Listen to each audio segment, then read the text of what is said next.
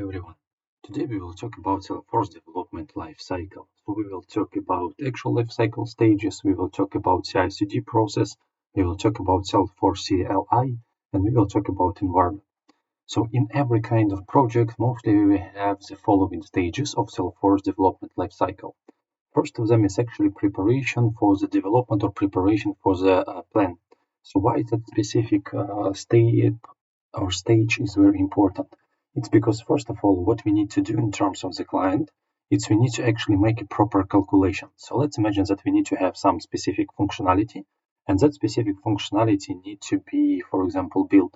In that case, we need to understand if that specific functionality could be, for example, built accordingly to the specific timeline. If, for example, we need to have that product in 4 months, but at this moment with the custom development, we could only get it in 1 year. So in that case, of course, we are in a bad situation, right? And in that case, we will have to take a look what we have right now in the market, look for already existing products, and just maybe think about the customization of these products and usage of them. So at the same time, another question which needs to be considered here is our planning for the cost. There might be situation when, for example, on the market we already have some solution which is cost, for example, $1,000, but we are trying to build our custom solution which will cost us, like $300,000, and this will be built, like in 6 months and so on and so forth, right? Maybe it will be much more easier for us to just buy specific product or download it from App Exchange, and request some customization, and rather than, try to develop it from the scratch. So that's why we need to understand, scope and cost, which is required for us to understand timeline. As we already highlighted, there might be situation when our custom development will be finished at that moment of time. The specific product will be, delivered after the deadline, right? Which might be not acceptable in some timelines or in some planning. So also we need to see a milestone. So let's imagine that we need to have some specific functionality for our upcoming marketing event. Like, for example, Salesforce doing, if they have some specific Dreamforce, so prior to that Dreamforce, they have plans that, they need to demonstrate some new functionality, for example, Agentforce or wherever, right? And in that case, it's a milestone which needs to be, addressed, right? And it should be developed accordingly to timelines, agreed and communicated with other department. In our case, in case of our example, with marketing department. So all this kind of stuff needs to be actually done in the preparation phase, right? And everything needs to be, calculated and double check it, right? If at this moment, we really would like to start a development. If by the end of that phase, we could see that, for example, that project is feasible, we need to implement it, and we would like to go ahead with it. So we could involve architects, and our architect will take a look together with BAs into the, what is actual requirements, what kind of, systems need to be involved, what kind of, layers need to be built, if it's required for us to have, for example, some encryption or not. So everything of this, will be included into the high-level design in terms of, identify how it will behave. And then, it's possible for us to do low-level design in order to prepare a technical solution for different kind of items that we have in our list. So then we potentially could have some prototypes of our UI about the way how it will look like. And during development, of course, we will first of all see our data model preparation, right? Environment strategy. And environment strategy is really important to understand at this stage, because if we are working with a Salesforce, we might have a couple of different strategies of development. One of them will be environment-based development, and another one will be package-based development. So if we will use environment-based development, about this we will talk a little bit later. So in that case, we will need to understand what will be our environment strategy to build a proper pipeline. So when we are in the development phase, so we are doing all of kind of development which is required from us accordingly to the priorities. So we are doing our coding, we are establishing integrations, we are writing unit tests, we are using Git in order to put our branching, and also we defining here a branching strategy. We're doing code promotions through our environments. We have here our deployment plans already in place. Because at this moment we need to know which features should go when, because if we will try to, just implement here and there, right, at the end we don't have any kind of final solution. And good practice is to try to build something, which might be released by the end, for example, of sprint or some PI. And when it's done, in that case, that functionality could be promoted to the prod.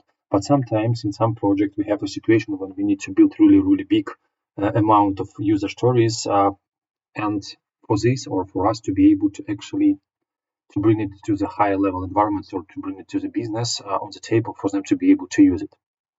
So that's why here we have now next item, right, related to test, because everything what we just built it, we need to test, make sure that like it behaves as expected according to acceptance criteria testing. Also, we could do our like demos from our environments, right? Grab earlier feedback from our active users or from our business, right? Make improvements and make sure that everything will be good. So also we could do a business testing. So business users could try to validate their own, let's say, use cases. They could try to, try to perform their day-to-day tasks in our new updated, product. So, for example, if you migrated from the previous one to the new one, so they could do here, and we could grab all the feedback.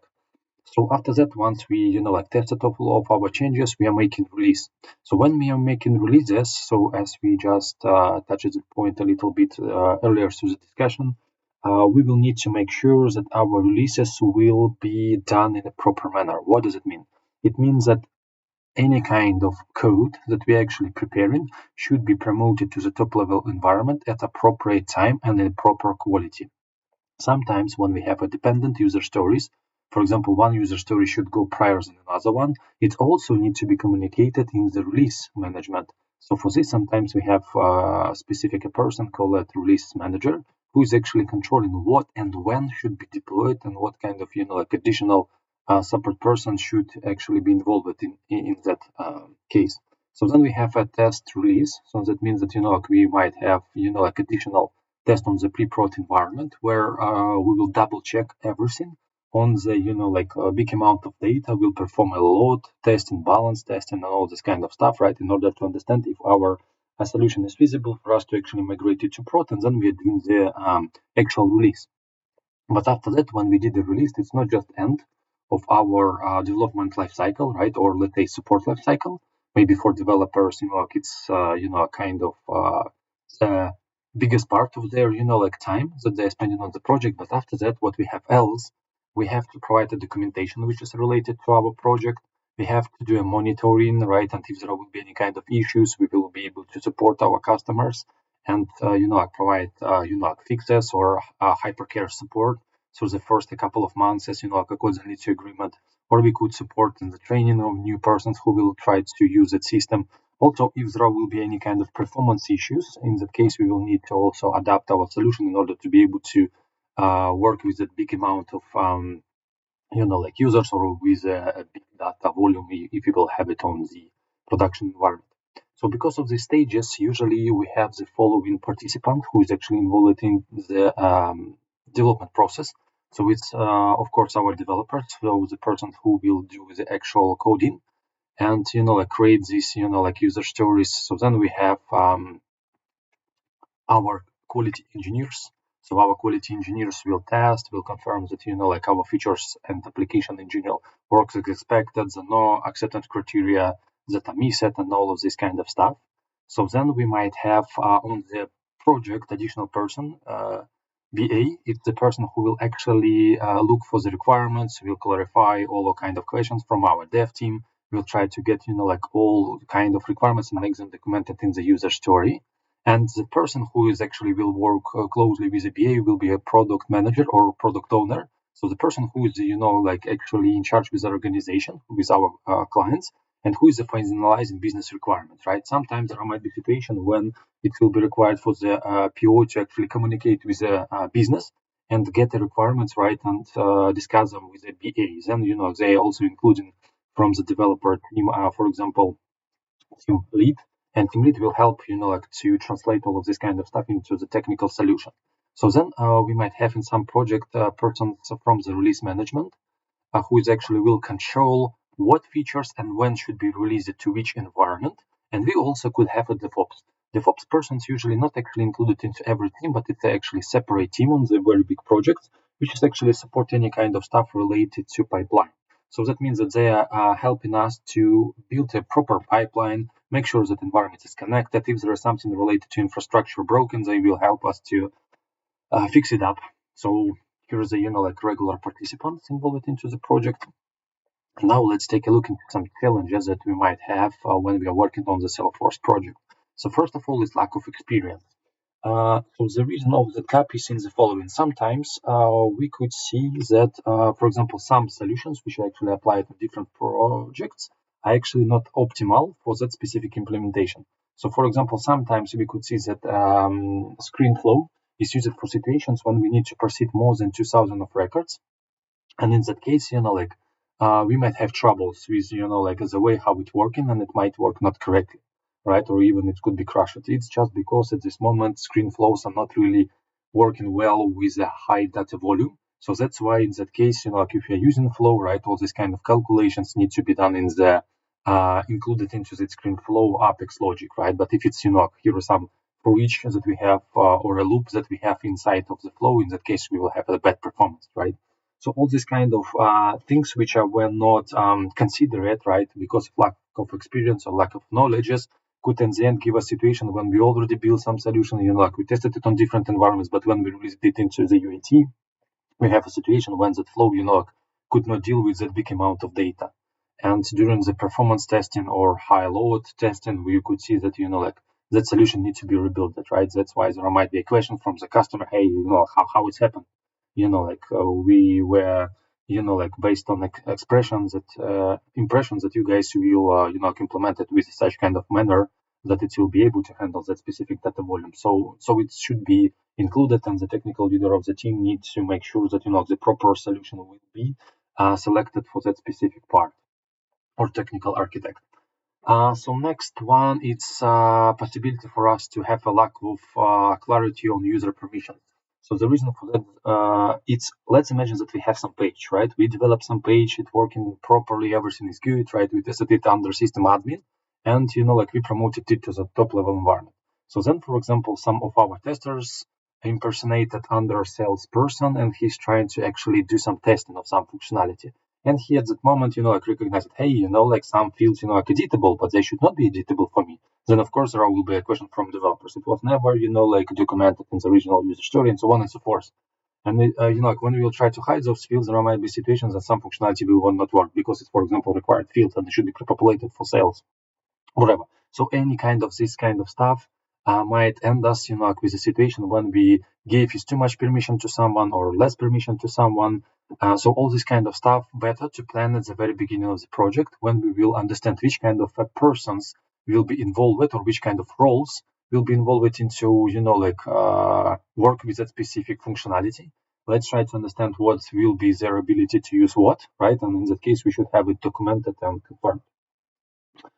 So now let's jump to the next slide, which is actually related to the environment. So first of all, for us to understand, topics related to environment, we need to understand that each kind of, Salesforce org is actually located somewhere physically, right? So that means that it's actually located on some specific server. So those servers have, region-specific places, let's say, where they're located. And in that case, for example, let's imagine that we have some specific location, right? Like USA. So in USA, we have some specific servers. Let's imagine that this is, server in one city, this is another, or a couple in the same city. But the basic idea is that we have a different kind of servers. So those different kind of servers are actually, created to support Salesforce infrastructure and to maintain, Salesforce related environments. This one little square here, right? It might be our specific work. So here is just our specific work, and because of multi-tenant architecture, it's located on the server where there might be some different works.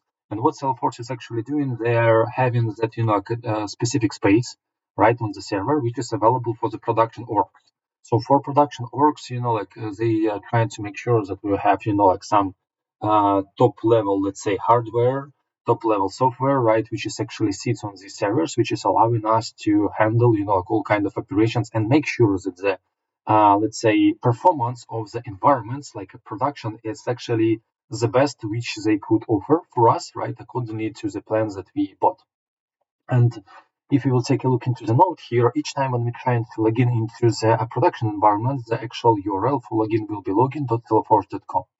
So at the same time, when we need to do any kind of development related to the Salesforce, we need to create some additional environments which will help us to actually build a pipeline. So let's take a look into some pipeline in order to understand what is it and how it look like. So here is like one of our pipeline.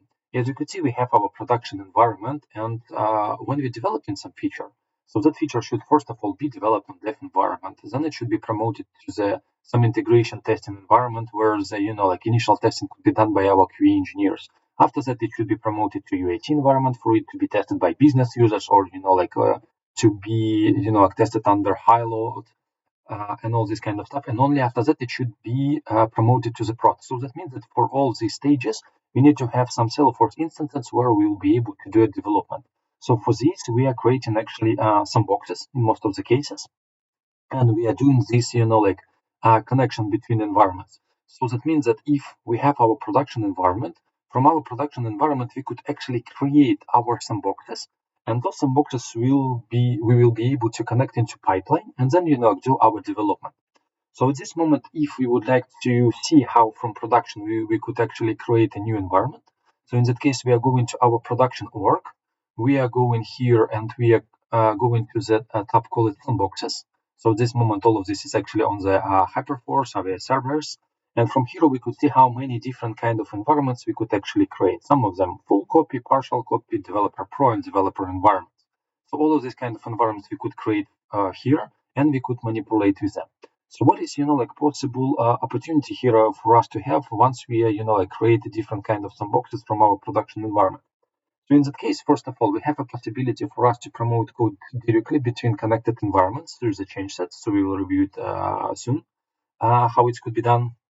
And at the same time, we could connect them into one pipeline. And each time when it's required for us, for example, to refresh UAT from a production, or for example, refresh our personal dev orgs from a production, we could easily do it on the production with the help of this sandbox tab, because in this sandbox tab, we will have an opportunity near with each of environment, click actually refresh, select from which org we would like to refresh it.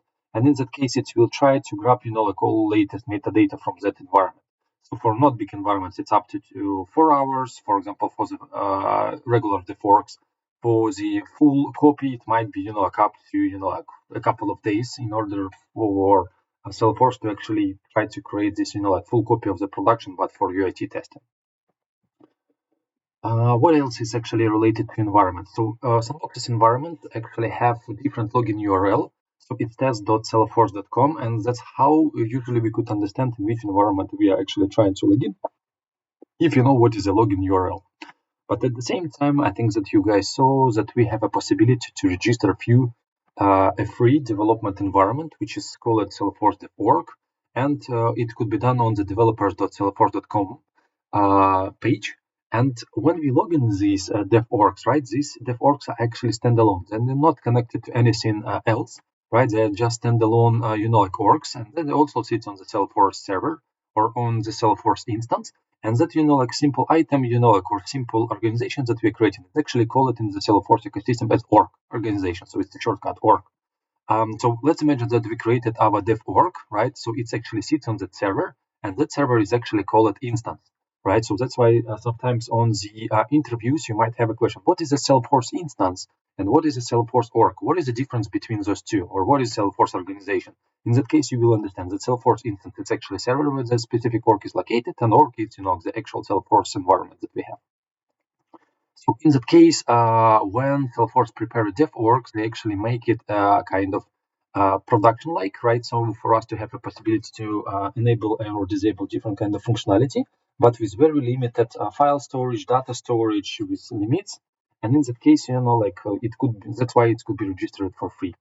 And it could be also connected to the pipeline, but only in the case if you will use, some kind of, additional functionality, not chain sets, but some of our custom, pipeline tool. And in that case, also we could connect into the pipeline, our dev orgs if it's required for us to have. So other kind of orgs that we could have, it's the Scratch orgs. So Scratch orgs is kind of, some boxes that we are trying to create, let's say, from our production. So as you could see, it's another development model, which is similar to this one, right?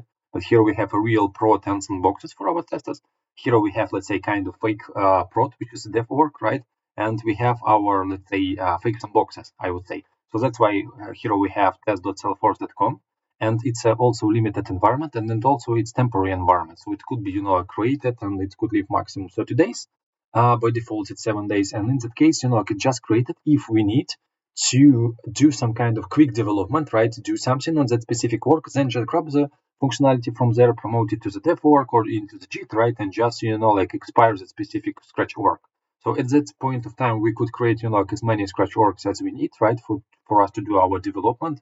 Even with one, dev work, our dev team could, work on it. And at the same time, we are having possibility, to test a lot of different kind of scenarios without, putting this too much code into our original work prior than we actually particularly sure that that specific, solution is actually ready. So let's imagine that we are using some kind of, sandbox or production of dev work, right? How for us to understand on which specific server that functionality is located. For this, what we could do is we could actually log in into our org, go to the company information chapter in the site, and then here we will be able to see our organization ID and organization edition plus instance.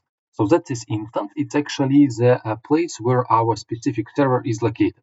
So we could use it, right? And we could go to the trustsalesforce.com, right? And for example, when we will put our instance here, we could take a look if that specific, item is actually under maintenance, or if, for example, that specific server have any kind of the latest patch that we have right now related to the Salesforce and all this kind of stuff.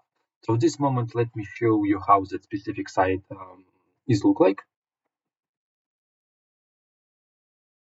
So here it is. So here's our trust.salesforce.com. So here we could see that our servers, for example, our instance is actually related to USA, to American region. So at this moment, we know that at this moment, the patch, which is actually uploaded to our Salesforce instance, is the following patch. In that case, also, what we could take a look at where there will be any kind of maintenance, or if there was any kind of maintenance, right? What was actually done, and what was the history of that specific environment if we need to, take a look into it. So all this kind of information is available here. So it looks like I have not a good state of the page. Let me just refresh it. But you see the idea, right? So on this trust site, we could actually, what we could do is we could investigate what patch we have, when there will be maintenance, what was done, and so on and so forth. Let's go to the next chapter. Let's discuss what kind of environments we have, right?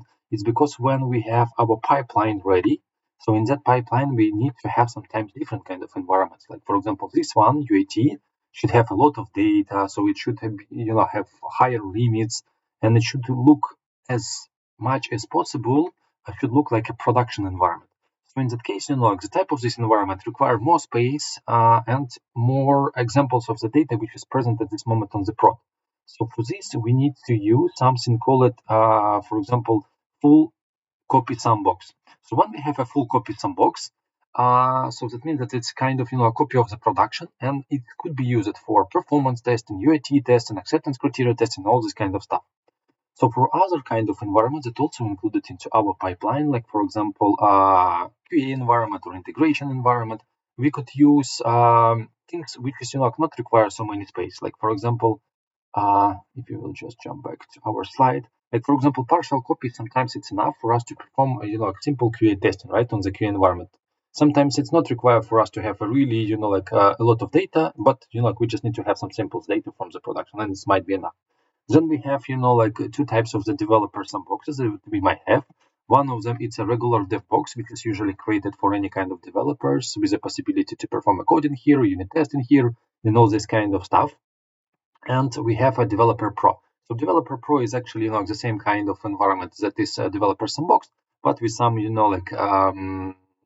increased storage for our purposes. It might be, like a developers integration environment where a couple of dev team actually merge their code, and they would like to see, how it will go ahead. So at the same time, we already discussed it a little bit, like what is our Scratch org. So our Scratch orgs might be created with the help of the Salesforce CLI. So we will talk about it a little bit later, and it's used for the feature development. So that means that, they just prepared for this. So what else we have? So if you will one more time to take a look, like what is needs to be used for what. Here is some visual slide or visual table, which is good to let you know, like what to use when. Like for example, full is when we need to have a performance test or staging or UAT. Partial, like when we need to use a training or UAT. Developer Pro for our, like trainings, integration or QA. And for development, we could use, like our Scratch orgs or our developer environment. So this slide, it's pretty just to visualize how it look like. And if you don't know which one to use when, so you could use it as, like your notes. So what is a general idea? Like once we have all these kind of environments and we could create, like as many of them as how it allow it for us to create from the prod, what we need to do next is we need to actually build our pipeline. So that means that, like we understand that developers boxes need to be assigned to dev. Our partial sandbox should be, for example, used for integration environment. Full sandbox or partial sandbox might be used for UAT, and production should use a production instance. So everything is understandable here. So with these environments, right, and creation of the pipeline, it's we are taking a look into the development which is related to the org development model, right, when we build in that pipeline. But sometimes we need to have something called a package development model, and it's different than org development model. Package development model is actually related to situation when we would like to build some modules that at the end we could combine into the final solution. So that means that we could have, our dev org, and on the dev org, we could assign it as a dev hub. Dev hub, that means that it's a parent environment for the Scratch orgs. So once that parent environment is actually created, we are preparing Scratch orgs, we are building some functionality here, right, and we are merging it into our dev org. Then we need to, combine all this kind of data, right, and promote it to the QA environment. So once we perform the testing on the QA environment, we could move all this code to the package environment and package all our code, right, if it's, for example, should be unmanaged package. And in that case, we will then assign it or let's say put it into some our testing environment where we actually doing the testing of our packages, and then we will test how the packages actually work. Sometimes it's required for us to do when we need to prepare a solution which will be packaged and expose it on the Salesforce App Exchange. Sometimes we just need it because we would like to build some modules and so on and so forth. So this package development model is a little bit different, and it might be built based on the Scratch orgs, but sometimes regular development model might be used here as well. All right, so we discussed what kind of our development strategies we have, right? So at this moment, let's see what kind of deployment strategies we have. First of them is actually related to the change sets. So when we are working with the change set, it's initial functionality which was developed by the Salesforce, and it's providing us a functionality where we could actually migrate code from some of our sandboxes connected to the production from one of them to another. But in that case, we will need to link them together, build that connection, and in that case, we will be able to push our code from one sandbox to another. So it was interesting functionality, but at the same time, here was some kind of limitations. Like for example, there was no possibility to track destructive changes because each time when we're trying to create our change set, we need to select the custom metadata or metadata from our org, which is at this moment exist here. And if we deleted something, right, so in that case, that change set was not possible to actually track it. So another thing was here that it was not possible for us to track what is actual different between what we are trying to promote on the org and what is currently on the org. So it was hidden from us without the usage of the JIT, right? That's why it was not visible. And what was here important note as well, right? That changes set does not support arbitrary org connections. This means that changes or change sets can only be deployed between orgs that are related to the same production environment. So that means that if you have your sandbox and your sandbox is actually not connected to the same production environment, in that case, you could not perform this kind of overview. So in the Salesforce, when we actually go into the sidebar menu, and here we're looking for the change section, here we have two chapters, right? One of them is actually inbound changes. So that means those changes which actually were moved from the connected organization to our organization, and that we will select from that list and we will apply to our org. So in that case, it's the reason why Salesforce not automatically promotes them, because sometimes we need to have a specific order of of these change sets applied to our org. Sometimes, for example, some of them are not yet tested. We are waiting for them to be tested, right? Or whatever might be the reason, right? So some person who is actually admin of that specific environment where we are trying to promote our changes needs to actually accept this inbound change set, right? Even if it was promoted. So the idea for the unbound change set is the same, right? We are going to the unbound change set. We are selecting which kind of metadata from our org we would like to package, and then we are clicking upload. So after it's uploaded, right, it will be visible on another organization. Here was the basic point of the change set. So that functionality was used mostly in the past, right? Because here was this used as a main tool for the code movement, or there was, like a manual deployment, right? It also was possible to do a manual deployment with kind of tools like, for example, Ant migration tool, or for example, manual deployment through IDE. So it was used mostly in the times when here was Eclipse in use for us, or Maven's made. So at this moment, like we are jumping to the another solution, right, which will help us to actually promote code from one environment to another, and that is actually related to the DevOps tools. So DevOps is actually common practice for us to, like provide a code movement from one environment to another, for us to, like provide continuous integrity and continuous delivery. So let us take a look what kind of DevOps solution we might have for our Salesforce. So first of all, here we have three categories: native tools, which are DevOps, Capado, and Flosson. What it means native? Native, it means that they actually could be used within the Salesforce, and they could be installed from, like App Exchange, because they're actually kind of a packages. So that means that they sit on top of Salesforce, and they're actually Salesforce related solutions. So also at the same time, we have other products, like for example, AutoRabbit or GearSet. So that means that the tools where we could connect different kind of environments right together into one pipeline, and those solutions are actually working separately. So that means that we are not accessing them through the Salesforce, but we are actually connecting our different Salesforce instances into those applications, and after that, like our solution will work with those works that we actually connected to the pipeline. So for example, that pipeline is example from the gear set. In the gear set, we are creating different kind of, let's say, pipeline for different products, connecting related environments. Then after that, connecting to each of the environments related branch. And then, we could promote different kind of our changes from one environment to another. Usually, when there will be some changes, we will be able to continue with some of the environment, like for example, here are 10 or 1 million of the PRs waiting to be promoted to that environment. And for each of them, what we might have else, we might have, like some quality gates.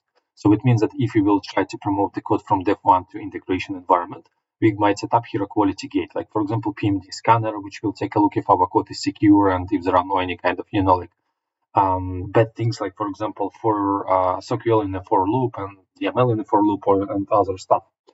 Or security, SQL injections, or any kind of this stuff. Other tools that we also could use for any kind of jobs related to Salesforce, it's a regular GitHub actions that we could use. We could use also GitLab pipeline. We could use Jenkins. We could use TeamCity. So we have a bunch of like tools that we could actually use in order for us to actually build a pipeline which will help us to promote code from one environment to another. So some of them, like pretty famous, like for example, Capado. It was used a lot in different kind of companies. So then, Salesforce DevOps Center was announced. It's also in use.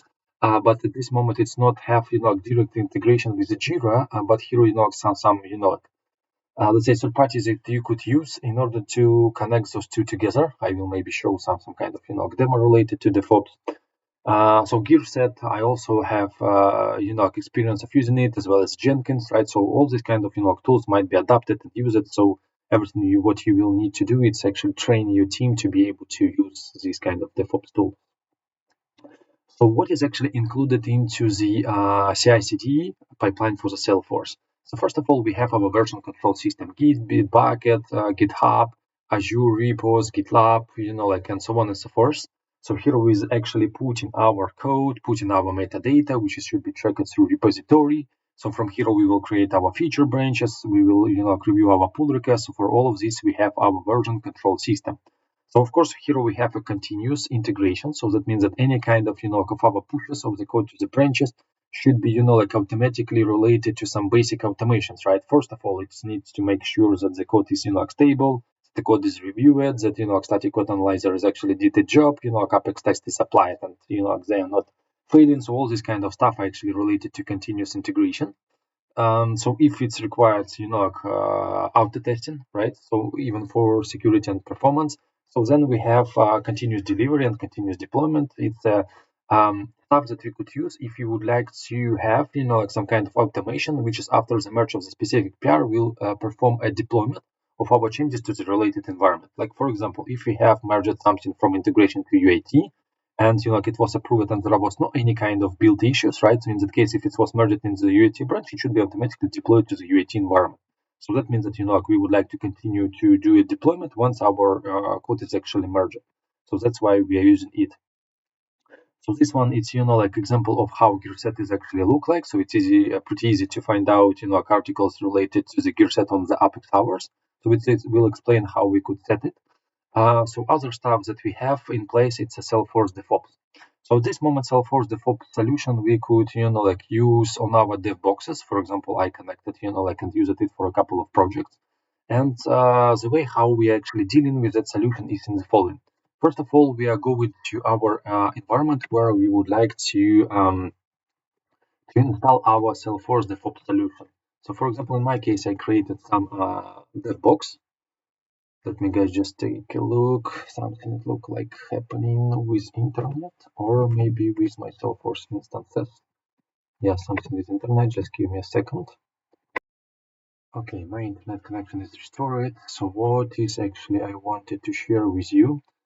Yeah, so we are going to the DevOps Center here in the Salesforce sidebar. If you would like to install it, here you just click in that you would like to enable it and you click in install. So once that specific solution is actually installed for you, so you will have that application DevOps Center in your org. So then once you have that specific application, that means that you could actually build pipeline or build your project. So at this moment, I already have a couple of projects that I built. Let's imagine that, for example, we have one of the specific project, or we would like to create a new one. So when we're creating a new project, we are setting up the name of our project, and then we are connecting the specific Git repository to it. If it's existing repository, we are connecting it. If not, then we are using something else, if you have the specific URL.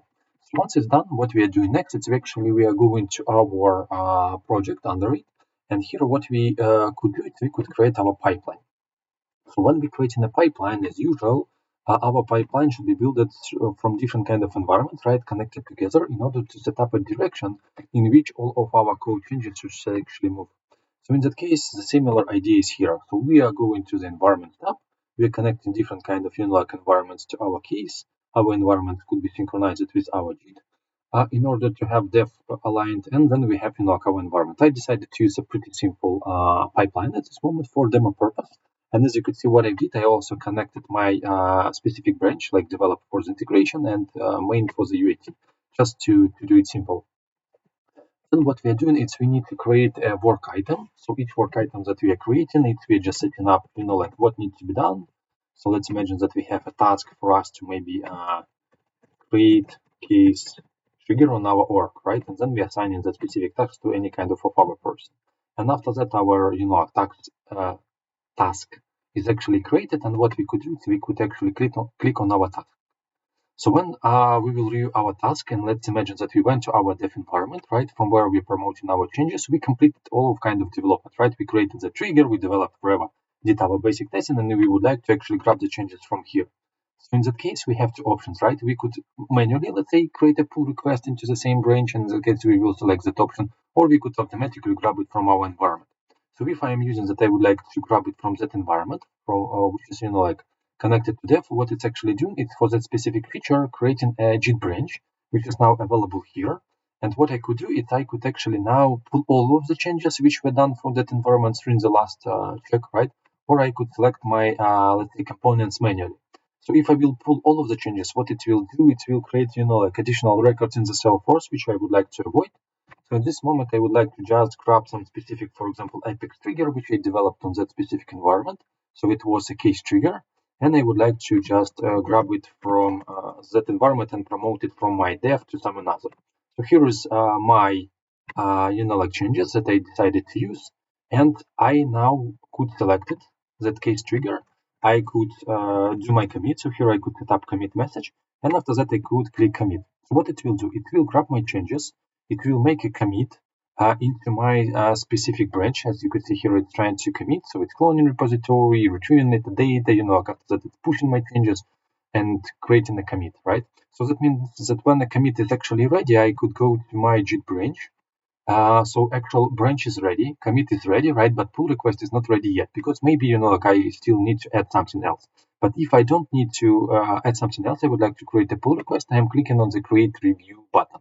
So when I'm clicking on the button, what it's actually doing, it's creating a pull request. And if I will now click on the view pull request, I will be able to see that at this moment, what it's actually doing, it's trying to create a pull request.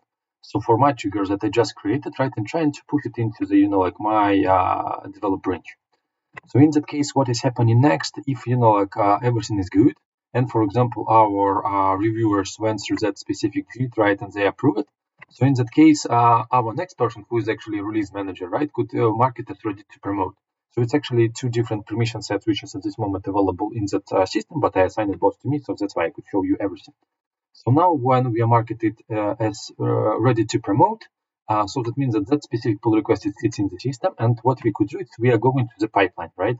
So in the pipeline, now it's available for our release manager, and our release manager could decide, okay, so that work. For example, would like to promote to the integration environment, and he click in promote. So what is happening during that moment, that specific pipeline is actually validating if I have all required access, like it's trying to grab the code changes from the Git, right? It's trying to make sure that they're mergeable into the Git branch. If there will be any kind of conflicts, it will let me know. And then it's asked me, what I would like to actually promote. The changes which are not yet were promoted to that environment. So that means that if I would like to use a delta deploy, or if I would like to use a full deploy, and what kind of test to run. So when I select what kind of test to run, I could decide to use, only tests in my pull request, or specific tests, or all tests. Wherever I will decide to use, just a default option, and then I'm clicking promote. So when I'm clicking promote, there are two things which are actually happening. First of all, right, it needs to merge my specific pull request, right, and make sure that it's merged into the proper environment, and then it should push it into the specific environment which is selected right now. So at this moment, you could see that promotion is actually successful. My pull request at this moment market is merged, right, and my changes were actually deployed to the environment. And at this moment, I could decide if, for example, I would like to select a couple of my changes, right, and promote them together into, for example, my next environment, which is UAT. So in that case, it will do exactly the same what was done just now, right, and it will verify, if everything is actually good here and if they are manageable. And in that case, it will ask us the same about unit tests, and then, we could promote. An idea will be exactly the same, right? So in that case, it will create the, specific cherry picks, right? We'll create a, specific branch. We'll try to promote it into the UAT, which is, my another fork which we just created for the demo. And as you could see at this moment, it's pushed. And here we could easily see which kind of item was promoted to where, right? And we easily could see, what was, inside of that item when we will click on the specific item from here. And if you have nothing to promote here, it's a visual indicator which is allowing us to see. So Salesforce DevOps is pretty, interesting tool which we could use. And the basic idea of any kind of DevOps solution is to actually connect our Salesforce environment, right, with actual Git branches, and to actually promote our changes into production environment at the end, right, once we did all of kind of our changes. So another stuff which I would like to mention, that sometimes, on some environments, we need to have a very strict rules, right, about what changes we would like to actually allowed to be merged. So it might be, rules related to security, it might be rules related to the code quality, and so on and so forth. So for that, we need to use a PMD source code analyzer. So this PMD source code analyzer helping us to understand what kind of, issues we might have on our code level, what needs to be fixed, and so on and so forth. And what it will do once it's connected to our pipeline, it will let us, based on the, rule set that we apply to our project, right, will let us know what we have, done in a not a good manner. So, it will understand, which kind of, items we are applying, which kind of items we are not respect, and so on and so forth. Like, for example, this one even we could configure, right? At this moment, if it's one line, then, it's possible to have it like this, but in that case, it will be not recommended, but preferred approach will be something like this. And we could have, specific rules for that.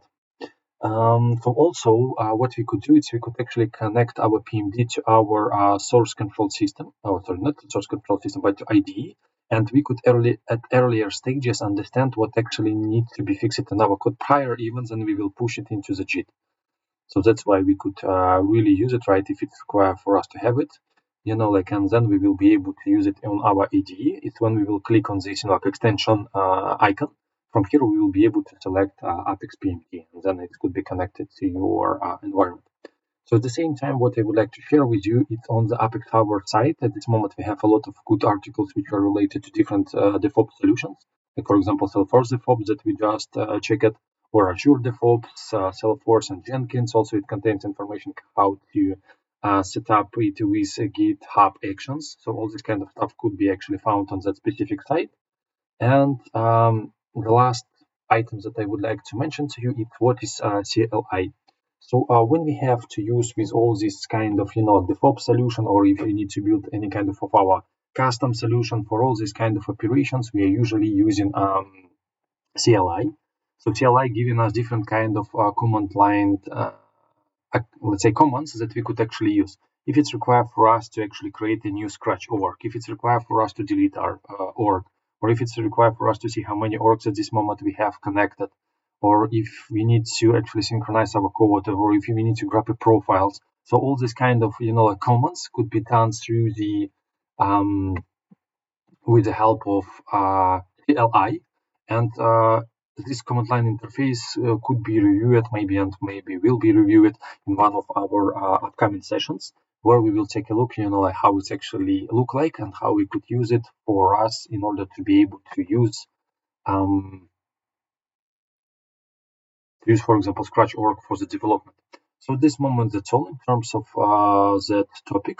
Hope that it was useful session for you guys, and I wish you all the best. Thank you, guys.